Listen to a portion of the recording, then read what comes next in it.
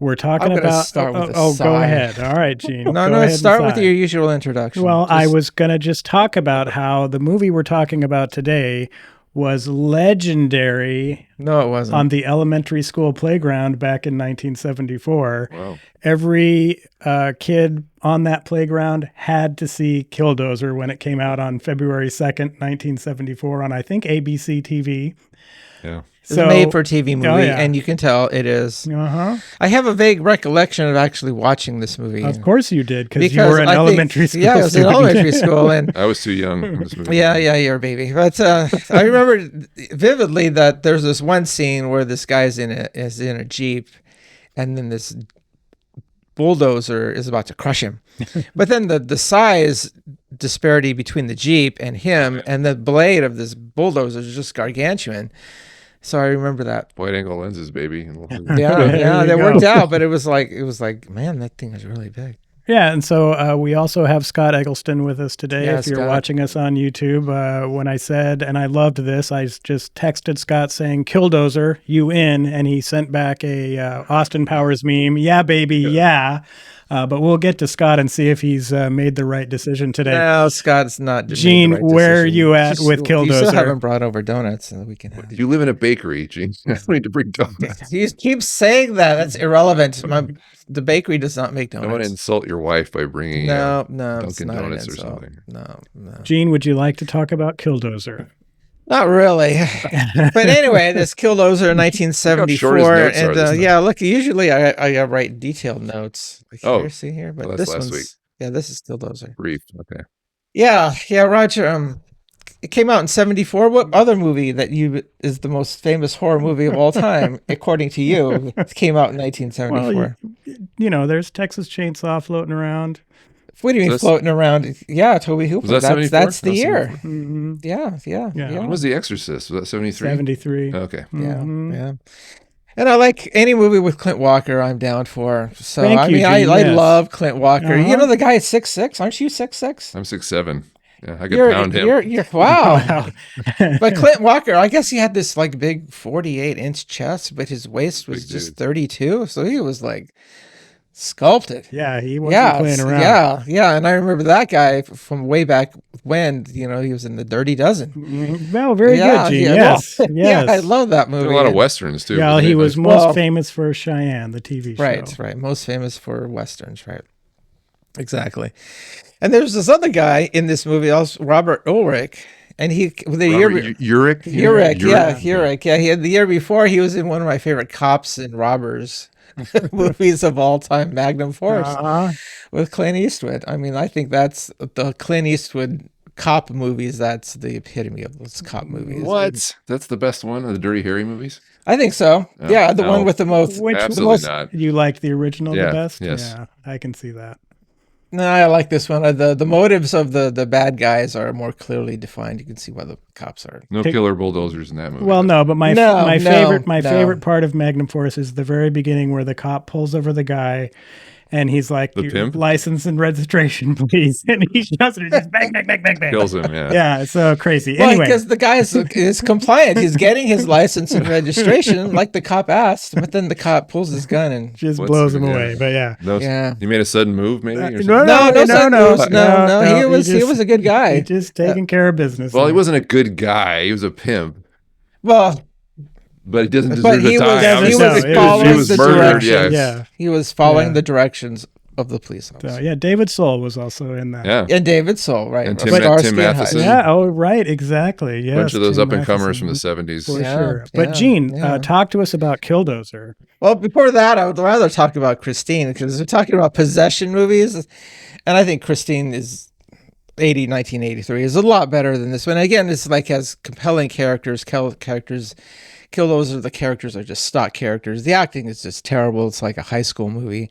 But Christine, it's good to see like a character that actually changes. Arnie Cunningham is a nerdy kid. He's possessed by this spirit. And he becomes really cool for a while.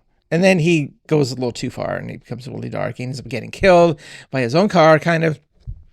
Yeah. And so there's also a Killdozer sequence in Christine. So which I kind of liked, was the cool link between these movies. Well, and it obviously shows that John Carpenter loved Killdozer. Gene, Yeah. where are you at with Killdozer? Oh, Roger, I hated this movie. I mean, there's nothing going on. It's just as dumb, and it's like I like the phrase "realm of possibility," and of course, it's a possessed Killdozer. I mean, it's Possessed by what? Possessed dozer, and it's just like ridiculous. But you can go with that because that's what movies are. But some things within the movie still are outside of the realm of possibility, like the lone token black dude to escape the Killdozer. He crawls into a pipe. Like what? Nobody would do that, and it's just lame. You can have so many possibilities. You got so many possibilities with this huge bulldozer that doesn't worry about fuel, doesn't worry about hydraulic fluid. Possessed. It just goes and goes. I mean, you could just bulldoze the whole mountain. The whole island, just flatten the whole island. But no, then there's this one sequence where he's at the top of a cliff and it's pushing over these little pebbles. It's like, are you kidding me? It's a kill with this big blade, just push over the whole mountain and then just bury that dude at the bottom of the cliff. Well, it was trying. Yeah. It was learning. It was new. It was an infant. Didn't know Director Scott Eggleston, yes. They just blew it. It's like, you have a great idea. It's just go all the way. Just bulldoze big buildings. It's a TV movie. Run over 50 cars. I mean, just how many cars were around in 1973? Just grab some cars off the street and just run They're over. on an island. There were no cars. Well, that was a poor choice. It's just like, get some place where there are lots of cars and just run over them. And then some of the cars, you have some women with the babies. There are no car seats back then, but of course they escape. But that's the kids' movie could have been so much better. It was like a high school. It reminded me of my son. He's about to graduate high school. My son, he loves films. This is a movie he could have made. Yeah. Mm-hmm. Yeah. Big words. Yeah. Scott, where are you at with Killdozer? Well, I admit this isn't a very good movie, but there's no but. This is a TV movie from 1974. Movies can be good. Now, granted, Duel came out 3 years earlier and was an incredible movie. But you also had Steven Spielberg directing and Richard Matheson writing. So typically, most TV movies weren't very good. This movie, I will argue, though, is one of the best genre titles of all time. Yes. And anybody who's ever heard this title will never, ever forget it. And as you know, I'm a big title guy. I love a good title. Now, does the movie live up to this title? No. No, not at all. It's a TV movie. But at the same time, watching this movie, it gave me kind of nostalgic feelings of watching old movie of the weeks, which, were always kind of pumped up by the network, and they got their viewer share in. And did it stick? No. I mean, I didn't see this as a kid. I was 5, so I didn't see it. But and I hadn't seen it. You could have seen it. Well, maybe my parents were shielding me from the terrible. I don't know. Anyway, but this movie, yes, it's kind of a flat movie, not much. Okay, I will say it's paced well because it is a TV movie, so they have to get things going between commercial breaks. So it does move along at a good clip. It's pretty silly, I'll admit. I mean, incredibly silly. I will give it credit that it wasn't. I thought it was going to be like a Satanic Panic movie where the bulldozer was possessed by the devil, like The Car, or a bunch of those movies that came out after The Exorcist. But this one isn't. It's possessed by a meteorite, which is different, I guess. We're never really quite sure what the force is. It's just some kind of of energy that comes out. But that's okay. You don't have to answer every question. No. I will give it credit for Robert Urich's death scene, which I thought was really good. That was the best. The way it was lit and his acting was pretty decent. I mean, it was the only good acting in the whole movie. It was pretty good. I mean, yes, like you say, I mean, it's pretty silly. At one point they treat the bulldozer almost like a ninja, like they're looking over their shoulder, like it's going to pop out from behind a bush or something. Well, and then it sometimes does. And it's pretty silly. I mean, it goes along with slasher conventions, I guess, in that way. I will say the bulldozer itself is a great prop. I mean, it's a very big, intimidating. Yes. It was huge. I couldn't believe how big this thing was when there was a guy in it. I mean, it was like 10 times the guy's size. But you point out some of the death scenes are silly. He crawls into the tube, and it gets crushed. Or the guy that tries to start the Jeep, but he just won't get out of the Jeep and run, which, by the way, all of these guys could outrun this thing on foot. Yeah, so bulldozers they're built for torque, not speed. Right. Yeah. So there's that. Get outrun the dumb thing. I mean, it's silly. Again, the name itself. Oh, I will say, I looked up the old TV advertising, the taglines for this, and they're all terrible. So I thought of a better one. Are you ready for my tagline for Killdozer? It moves heaven and earth to kill. Okay, that's better. Much better than what they came up with. With So, even you there got the accent there. yeah, That's yeah. right. The Yeah. emphasis. The voice Yeah, guy. to So kill. I'm gonna. I mean, it's a novelty of the time of the era, and everybody's heard this title, so it's kind of known for that. But it's pretty silly. I'll give it credit for it. But I kind of cut it some slack for nostalgia, I guess. But it's not good. Okay. No, It's kind of don't- fun. It's okay. It's fine. It's free on YouTube. Yeah. If you got Best title ever, though. 70 minutes of your life to waste, just watch that. So here's the Watch bottom line on Killdozer. Killdozer. Here's the bottom line. If you're mad about the U.S. Olympic figure skating men's, go watch Killdozer. Interesting analogy. Bottom line for Killdozer is everyone must see this movie at least once in their Roger, life. you're out of your mind. And Say you've seen it. Yeah. And it's just because of kind of what Scott said. You've heard the title, go see the movie. It's free on YouTube. It's 73 minutes long, in and out, no problem. The thing these guys have not talked about is the interesting connection this movie has with John Carpenter's The Thing. I love the fact that they are sequestered on this island. The only way to make this movie really work with the budget they had and the kind of the overall viewpoint they were trying to go for here was we've got to sequester these people because just like Gene said, you could walk away from this bulldozer, right? If it's set in a big town or something, then it really becomes just a destruction kind of movie. And more of an action movie. And this was, in order to ramp up the horror, we've got to keep these guys isolated. So I love the scene where Killdozer sees this guy on the radio, the only radio on the island. And then, of course, get the radio. He's got to get that radio. And that kind of plays like up with in the Thing. Yeah. Right. The creature destroys the radio. Exactly. And this is kind of playing up Scott's idea of this infant kind of force where it's learning as it goes. I also really enjoy. No, it's not learning. You're reading way too much into this. I also really enjoyed way too much the attempted personality injected into the Killdozer. There are a couple of great scenes where it's not a great scene. It's just ridiculous. So Gene, as you can tell, does not like this film. But there's these lights on this Killdozer, and they come on and they're eerie and creepy, and it's like it's alive now. But at one point, Killdozer gets kind of frustrated that he can't take out this big giant other piece of equipment, and so then the eyes get more intense in their light. And then there's also this frustration where the blade is going up and then down really heavy into the ground, where it's like an infant child throwing a tantrum. I can't get them right now, and so I'm going to do this. And then there's the mocking Killdozer, where the blade rotates back and forth like he's taunting that big other shoveler machine when he has broken the cable there. Yeah, that's probably the best part of the movie, where there's this big steam shovel. It's not steam, but whatever. And they're battling it out. The shovel versus Killdozer. And so they're for an elementary school kid in 1974. This movie was it. Big giant vehicles battling each other. Yeah. Did you reenact it with Tonkas? Right, of course. Yeah. Yeah, I probably did that. Yeah, like that. All kids have those things. But a couple things I want to point out. Gene talked about Clint Walker and Robert Urich, but there's also Neville Brand in here, who I love in this, and most of us will remember him as the deranged caretaker in Tobe Hooper's Eaten Alive, where he was feeding his hotel clients to the crocodile. And so it was great to see. Let's review that movie. It was great to see him. And I just don't have. Yeah, Scott's right. Gene is right. Is this a well-constructed, well-crafted film? No, it's a TV movie, but you definitely need to see this thing.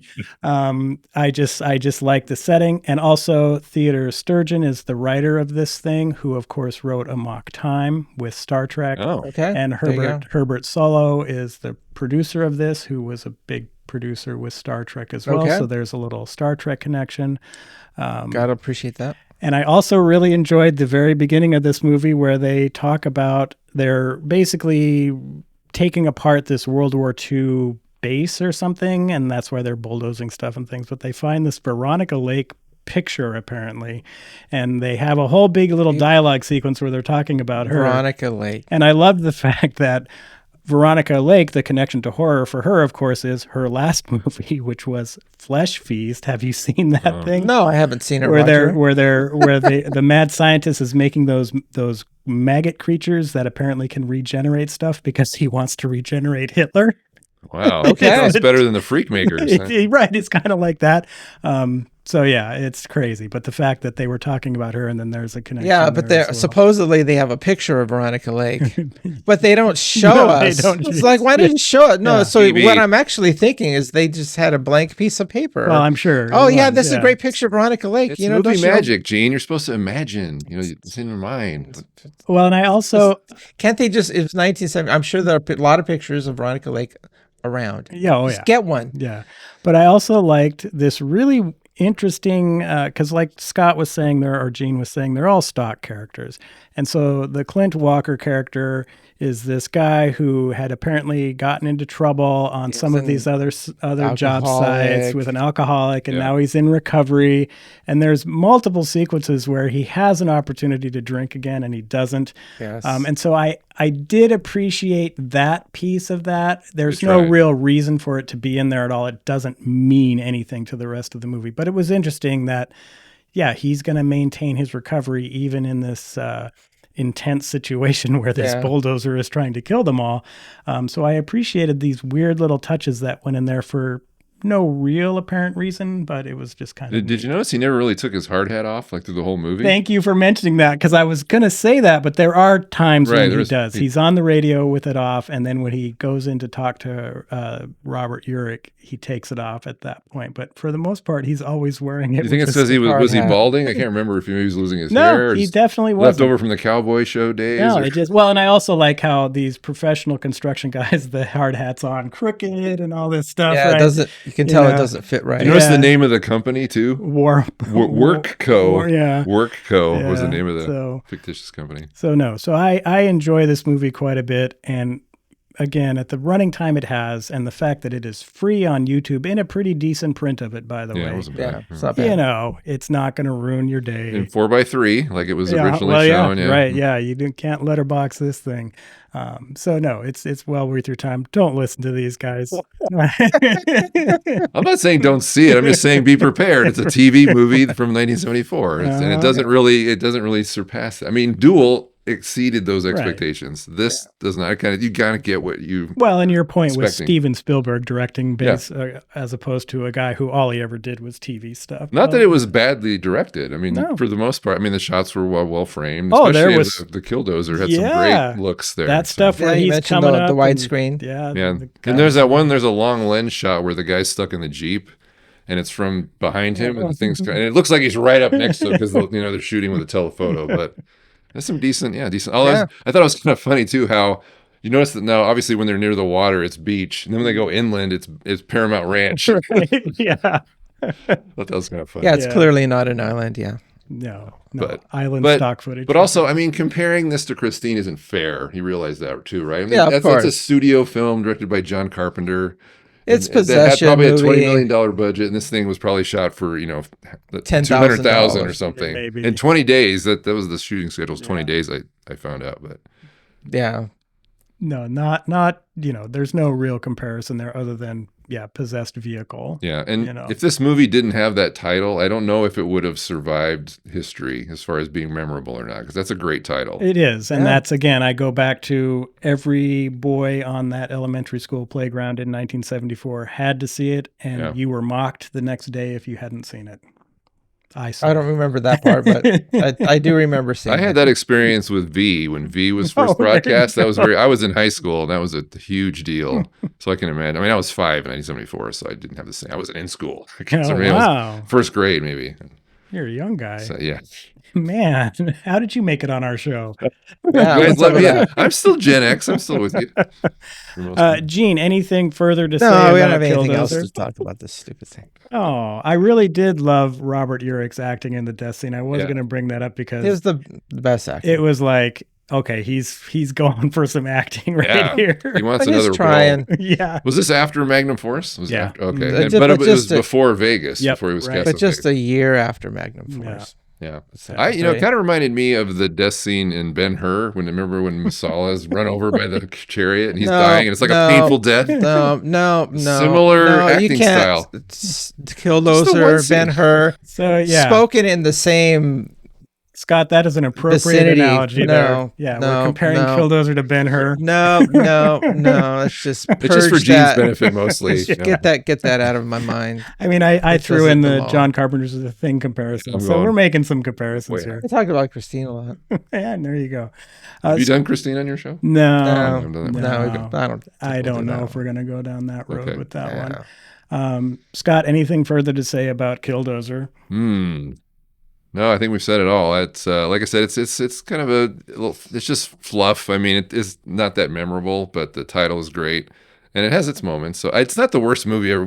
I've seen movies with you guys that were much worse. You have not. Than this. You've never seen a bad movie with us. I don't think Killdozer is the worst thing. No, definitely not. I mean, I wouldn't see Freak Makers again. Oh, well, what if it came out in a special 4K Ultra Blu-ray? No, I think I've seen that enough times. All right. So again, bottom line with Killdozer, you must see this movie. It's free on YouTube. Please do that. Free on YouTube. You've heard about it. Go find out what it's all about. You'll Possessed be by okay. a rock. Yeah, possessed by a rock. Gene, meteor from outer space. Any plans for next week? What are we doing? No, there are no plans. Very good. Plans. Shall we discover another TV horror movie? Sometime, I don't know if you watch our show. I think maybe you can generate a little theme here, a little pattern, like the movies I pick. You know, they're good. They're thoughtful. A24. They're well made. They've got all these deep themes that are really important. Rogers picks are Killdozer. It's a giant bulldozer. Bulldozer. Which one do you want more? Oh, I got to think about this movie. Oh, I've got to connect all the dots with the themes. Or it's a bulldozer killing people. Yeah, bulldozer killing people. Be in the right mood. Yeah, there's a pattern. So I'll pick the movie. What's A24? Doesn't A24 have a movie out right now? Oh, yeah, they have movies out. Do they? Yeah. But Scott, I appreciate you coming on. Oh yeah, sure. I just love the fact that the most random movie ever, Scott's like, yeah, baby, I'm in. Did you know? I'll give any movie a chance. Did you know about this movie before Roger called? Well, yeah. Well, I think we dropped the name a couple times. I've dropped it at least 5 times over the years. Oh yeah, that's right. And I've heard of it because that name is so epic. Everybody's heard this name.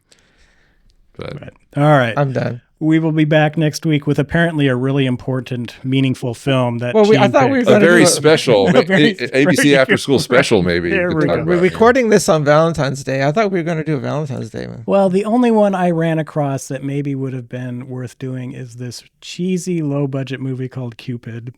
And I just was like, you know what? Let's do. Is that a slasher movie? Of course it is. Let's do Killdozer.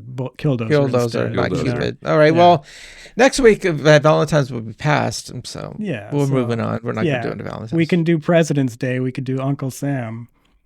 Oh. No, you don't want to do that. Not going to. Anyway, thanks for tuning in. We'll catch you next week. Bye. Bye.